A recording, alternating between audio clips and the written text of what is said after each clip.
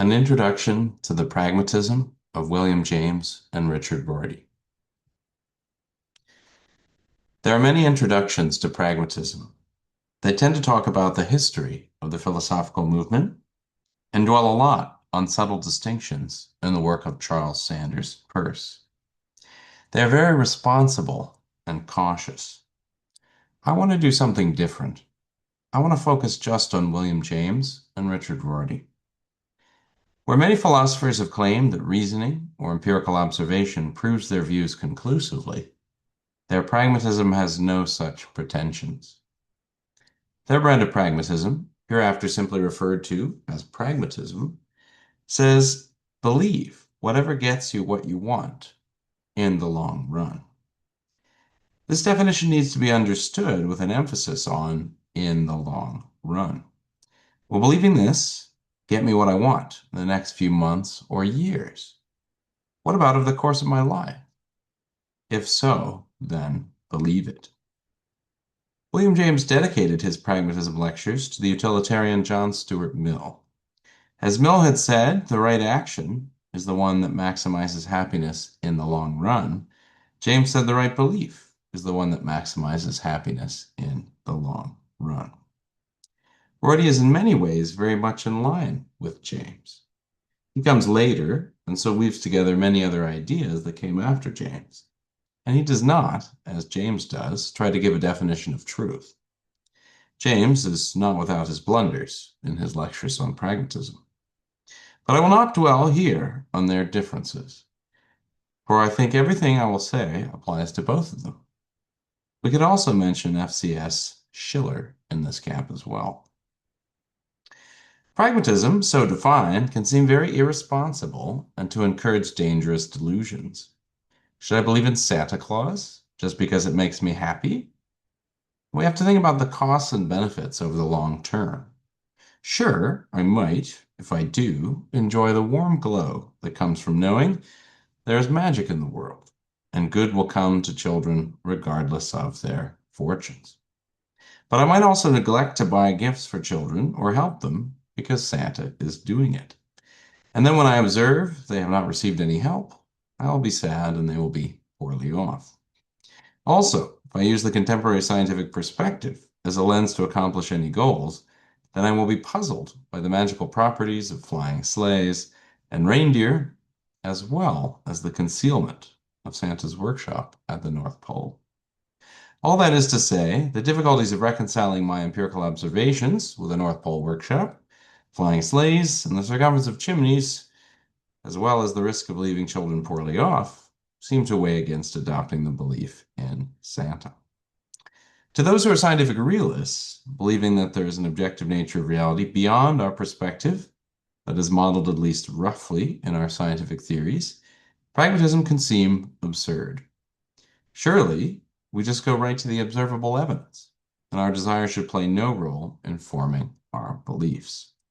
If they play a role in determining our beliefs, that is wishful thinking. For James and later Rorty, this kind of realism, adopted directly for its objective truth, made no sense. What authority declares wishful thinking to be wrong? And where is this authority located? Atop Mount Olympus? The epistemic norms that realists appeal to are supposed to exist objectively. But how do we know that they do? And where are they? To understand more deeply how James and Rorty think, we can look to the way they view the history of human attempts to arrive at objective truth. In every age, there is a philosophy, or a scientific theory, or an intellectual movement that holds sway and is accepted as finally getting to objective reality. There's always some big idea that is thought to answer everything. But then something else turns up, a rival movement, an inconvenient observation, a boredom or dissatisfaction with the present order, and then it is overturned. Even if human beliefs were static for hundreds of years, this could still happen. So maybe it's time to have some intellectual humility, they think, and recognize that humans will keep right on developing vocabularies, theories, organizational schemes, and so on for trying to describe what they experience. And no generation will have the final one. As well, every system or theory will be put forward in a human language with human symbols. These are not the words reality itself gave to us in any clear and indisputable way, but rather we stick them to what we encounter in our experience, already filtered through our perspective and the lenses of our culture, upbringing, and desires. James expressed the point in the following way: the trail of the human serpent is over everything. What did James mean by that? Suppose a snake leaves a trail of slime behind it, whether or not this is actually true. Imagine a mythical snake, like a basilisk. It might be portrayed as leaving slime in its wake when it moves along. The issue for realism is that we humans have slimed everything with our human slime. Our perspective, our way of seeing things is over everything we touch before we even take a look. So we never see reality without the slime. Another way to illustrate this point about perspective and ways of describing things is from Rorty. A gazelle may seem different from the air and ground around it to us, who might need to hunt it for meat. And so we label it with a sound and a symbol, and we see it as having a distinctive essence. Gazelles are distinctive things, a fundamental category of things that exist. They're in our list of existing things. But then to an ant who could use language, or an alien vastly larger than us and very different from us, the difference between the gazelle and the surrounding air may be totally unnoticeable. Is there any sense in saying that the ant or the alien is not in touch with reality and we are? No doubt there are distinctions in their language that we have no use for. Consider another example, also used in my Nietzsche talk. Do we have a name for the inside of the handle of a mug? Not that I know of anyway. Why not? Well, it's not needed. We label what's needed not because every distinct chunk of reality has a set name we can discover, set by whom, but because we find it convenient to circle around and label some parts of experience to drink coffee. To drink coffee, we just need a cup and a handle. Sometimes my students would argue that the combination of all perspectives would yield the best theory. But this is not without its challenges. There may be incompatible elements when trying to combine theories, just as we are told in our day that quantum mechanics and general relativity are proving difficult to reconcile. Even if that particular theoretical clash is worked out, we would never know if we have the final theory. Something new could always emerge. Moreover, this seems to sneak in a perspective that needs to be accounted for. There's a story from ancient India we can use to illustrate this about three blind men. You probably know it already. One man says he's found a tree trunk. Another says he's found a rope. Another says he's found a snake. There are different tellings, but it's something like that. Each man thinks they're encountering different things, but actually, they are all feeling different parts of the same elephant. The story is often used to illustrate the idea that different religions are grasping different parts of the same underlying divine reality. But of course, in telling this story that combines all perspectives, there's a perspective snuck in that's not accounted for. In the story, we see as the narrator does, who has the full picture that is presented as the objective truth. But, says the pragmatist, we never actually see that way. We never get a God's eye point of view that the story just assumes we have. We never have that kind of idea as to whether we're encountering reality or not. How do we know that what we're encountering is representative in any way of an underlying reality? These are similar themes to those covered in the introduction to Nietzsche, taking guidance from ideas found in Kant. We are confined to the human perspective, or so says the pragmatist anyway, and we would never know if our theories are final. What is more, our noises and symbols could hardly match up to a reality that does not tell us how to talk about it. Consider more specifically what is often called the miracle argument for scientific realism. The idea is that it would be a bizarre miracle if our planes flew and our bridges stayed up and our medicines cured if we weren't able to get at least something right, roughly, about reality in our theories. And yet there are plenty of examples of theories that worked very well in helping us predict things that we no longer accept. For example, the Ptolemaic astronomical model we no longer accept as geocentrism and complicated epicycles, but for a while it was better for making predictions about the movements of astronomical bodies than even heliocentric models. Theoretical frameworks can be great for making predictions, even if we later almost entirely junk them. Now let's turn to consider some classic objections to pragmatism. Bertrand Russell was famously a staunch critic of pragmatism, even as he admired William James's ideas about neutral monism. And he delivered some fairly challenging attacks on pragmatism.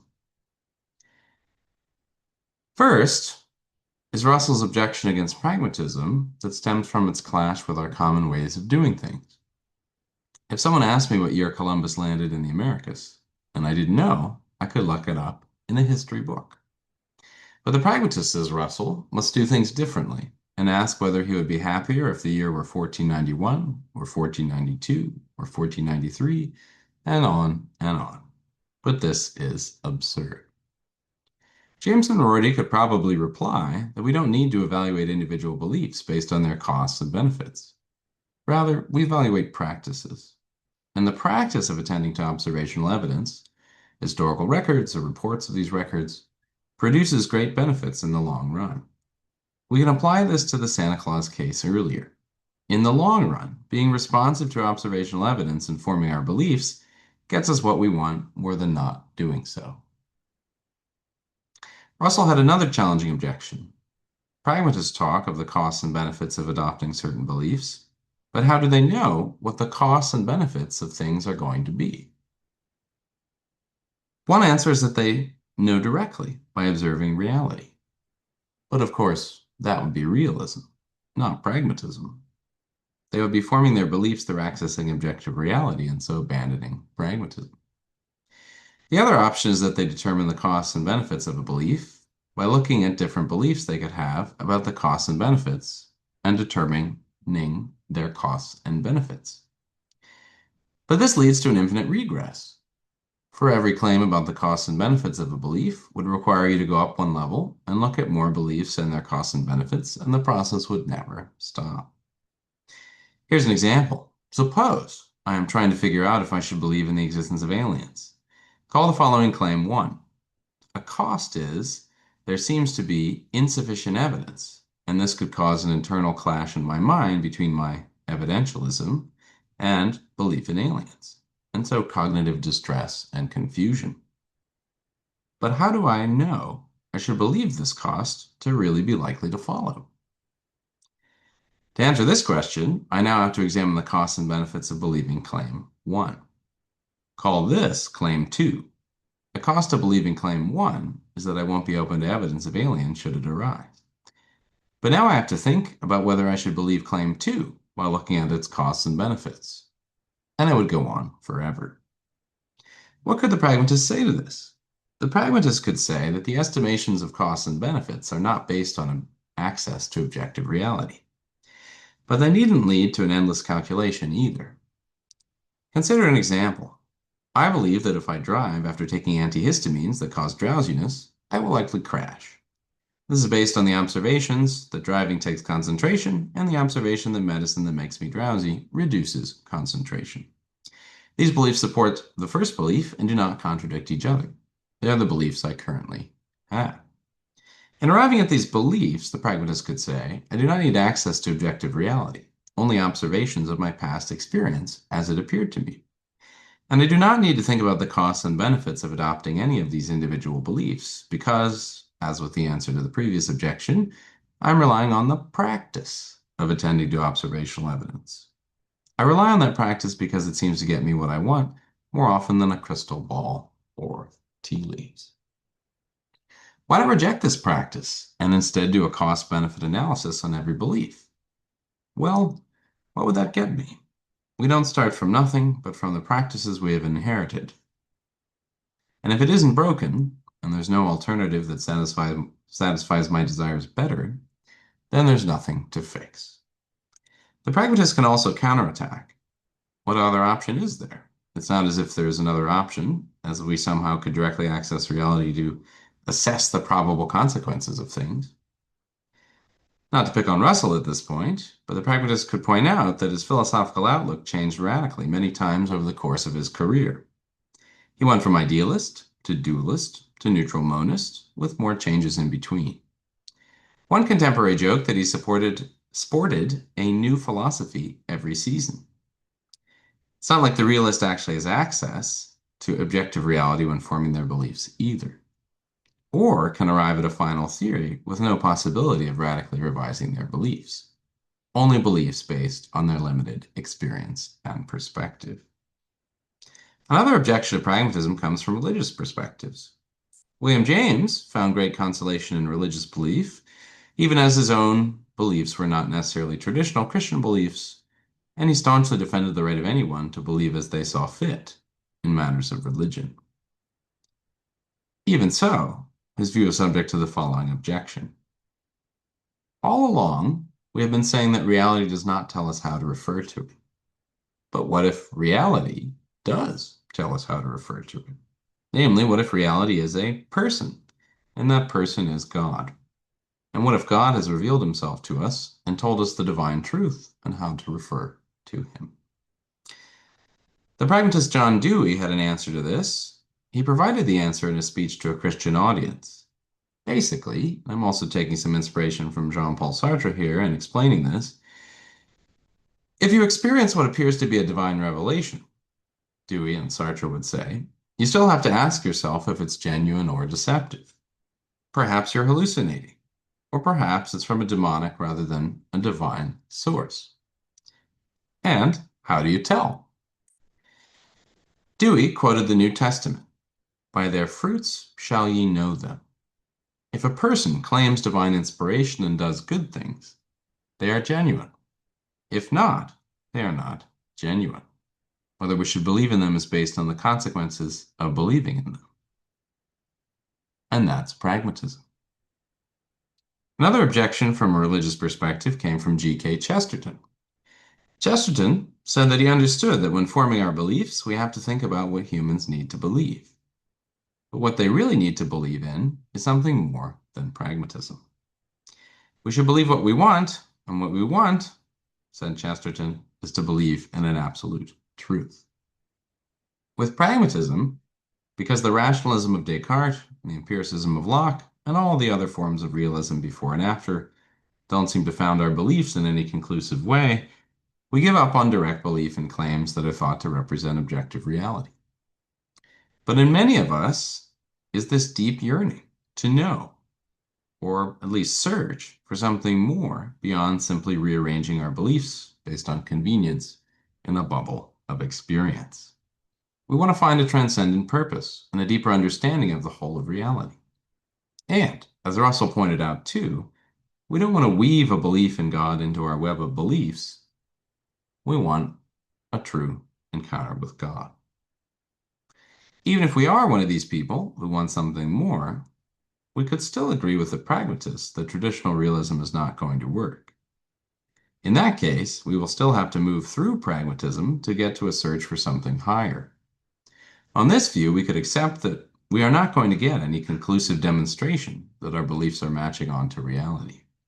So any belief in God, or search for God, or the ultimate reality, is going to have to be based not on evidence in the realist sense, but on opinion and hope. And as some understand it, this is what is meant by faith on this view.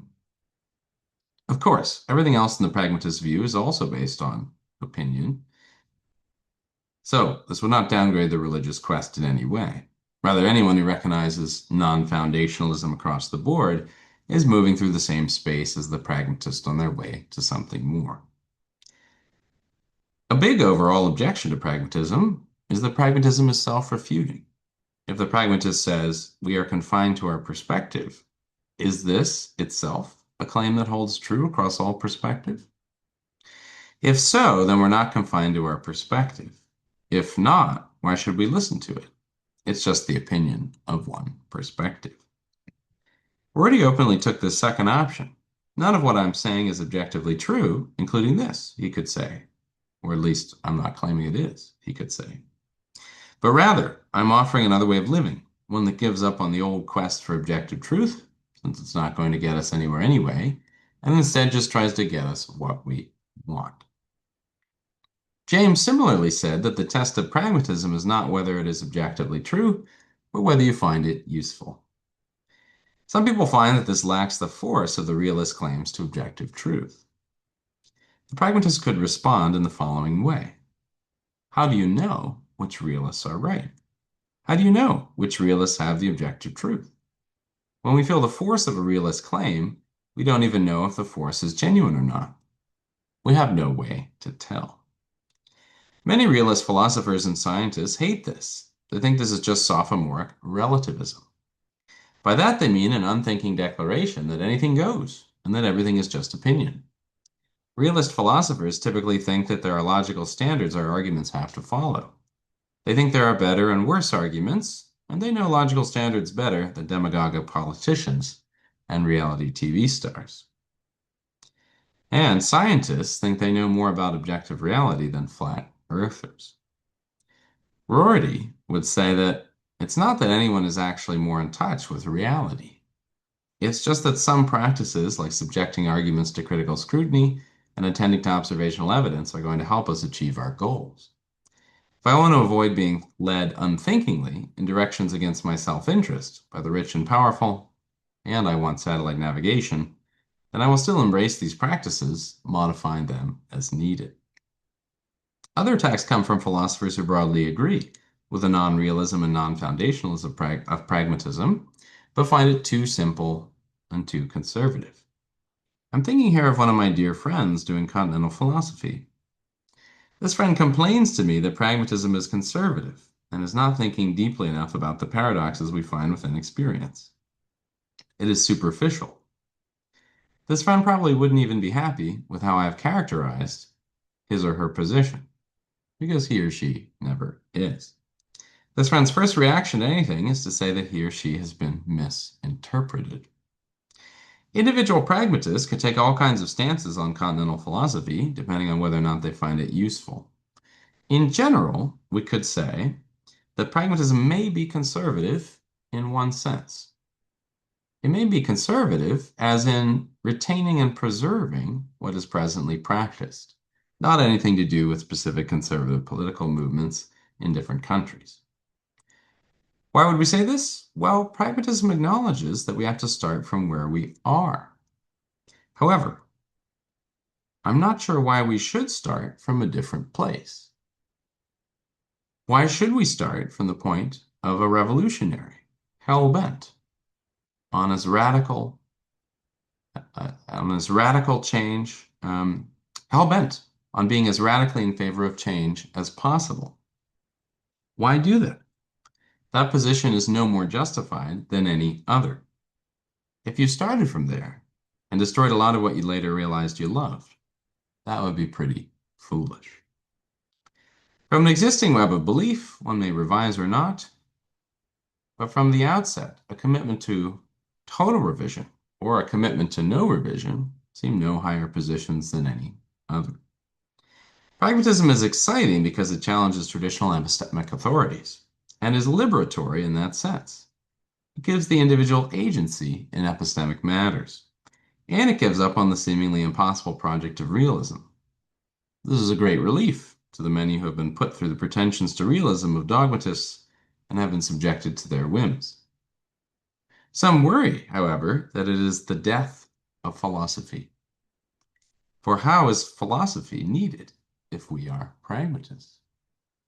A pragmatist might respond that careful reflection on worldviews and their history is, of course, still needed. Most of the world are not pragmatists, seemingly, after all, and will never even be aware of the option if they do not learn what realism is and what pragmatism is. And that is taught in philosophy departments and elsewhere. We also need to understand the offerings of different worldviews enough to pick out the useful bits, if we are to be pragmatists. And we need to teach people to not be duped, and so to think carefully. Or so the pragmatist could say. True. If we teach people this, then we can no longer dupe them into buying stuff on Facebook Marketplace that we're selling at outrageous prices. But there are always trade-offs.